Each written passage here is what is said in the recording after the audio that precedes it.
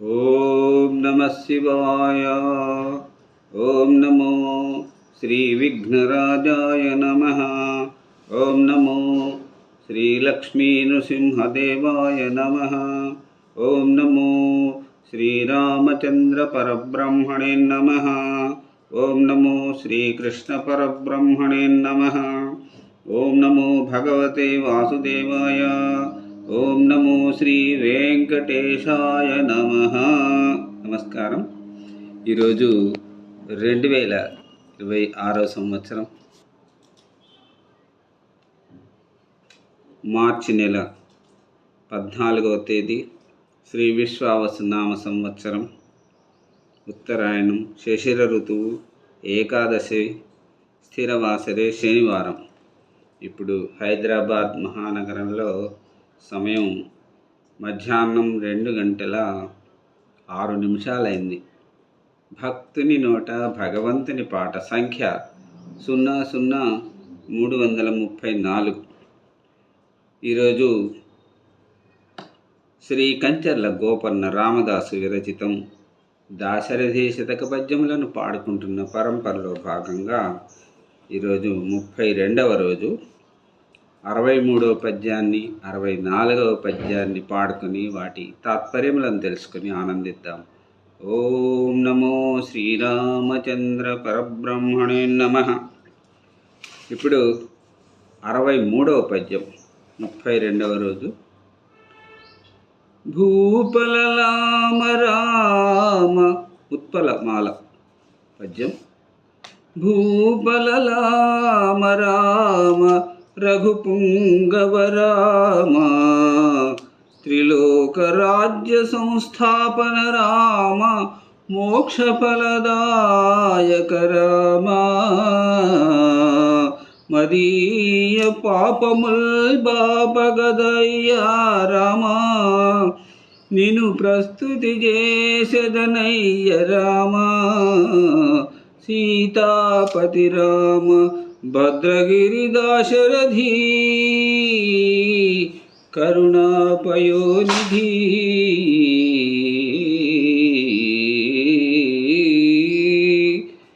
ఒక చిన్న మాట.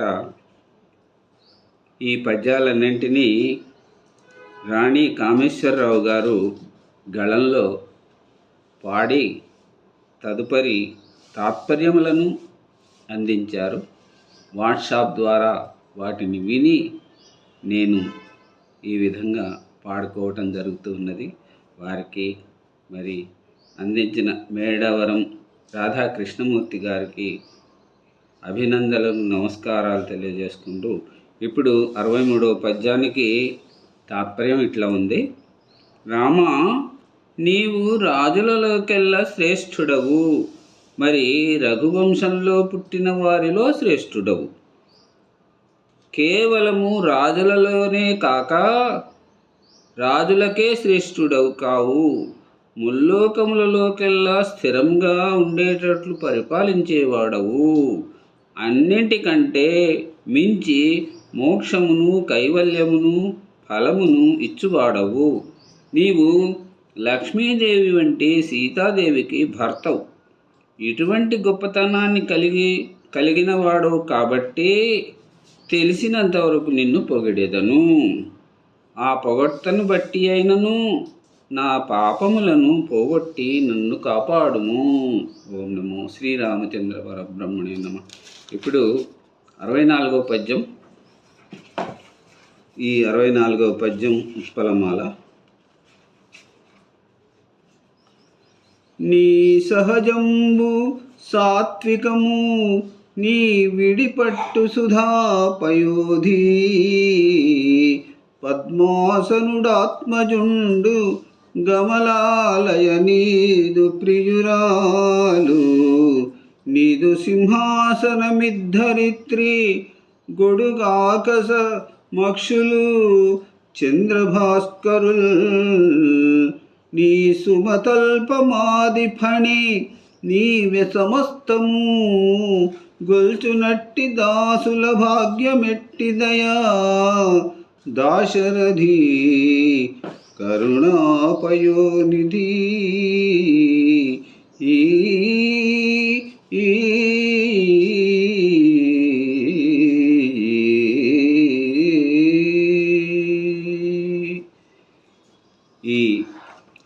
4వ పద్యానికి తాత్పర్యం ఇలా ఉంది.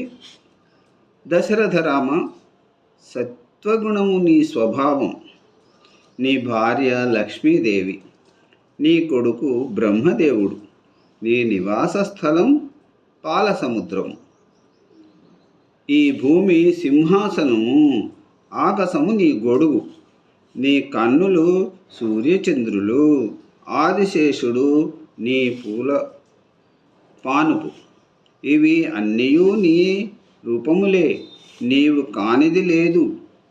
వీటినన్నింటినీ కొలిచిన భాగ్యమే భాగ్యము కదా.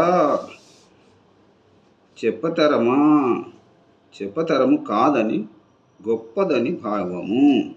ఓం నమో శ్రీరామచంద్ర పరబ్రహ్మణే నమః. రేపటి పద్య పఠనంలో 33వ రోజు 65వ పద్యం 66వ పద్యాన్ని పాడుకుని వాటి తాత్పర్యములను తెలుసుకుని ఆనందిద్దాం. అంతవరకు సెలవు తీసుకుంటున్నాను. సర్వే జనా సుఖినో భవంతు. అందరూ బాగుండాలి, అందులో అందరూ ఉండాలి. సెలవు. నమస్కారం.